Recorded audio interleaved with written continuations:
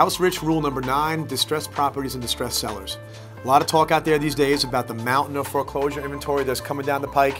And there are a lot of people that are characterizing investors who would acquire those properties as vultures. So I want to set the record straight. If you have a distressed seller, the most common example of distressed property today is a seller who cannot cover their expenses. Okay, they bought too much over their head, some circumstance changed, and they have to unload the property right now at an inopportune time. You as the buyer, if you're the one who's making the best offer on that property at a time when they want to sell it, you're providing a solution to that situation. You're not a vulture, okay? So get that out of your head. That's for a different website altogether. Those people need somebody to come in and make them the best offer they can, and for you to be that person, everything is right about that, there's nothing wrong with it. There are 3 categories of distressed property that I want to draw your attention to. The first we just talked about, the distressed seller, okay? Somebody who possibly is in a short sale situation. If you're not sure what that is, a short sale is where they owe more than the property is worth. That's rampant these days, not because lots of people bought at the peak and the values came down, but a lot of people bought years and years ago and tapped out all their equity at the peak. And now they owe more than the house is worth. And there are a lot of forces out there in the world encouraging them to walk away. Now, the only way to walk away is either to sell the house, pay the difference, go into foreclosure, let the bank take the property back, or sell the house in a short sale, which is where you negotiate with the bank and say, I have a bona fide offer, I have a contract that I can sign, it's only for 400 grand, I owe you 500 grand, and the bank talks about negotiating that $100,000 deficiency away.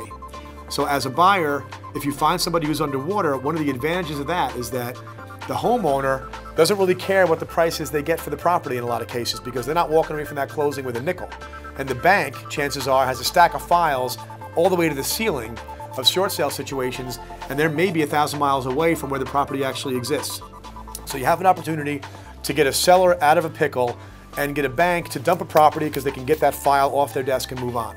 So short sales are a great opportunity. You can find them by hiring a competent realtor in your community who knows the short sale process. And when I say knows it, I mean make them prove to you they've done it before, because the process of a short sale takes anywhere from 60 to 90 days just to get an accepted offer from the bank. So it's tedious, but it's worth it.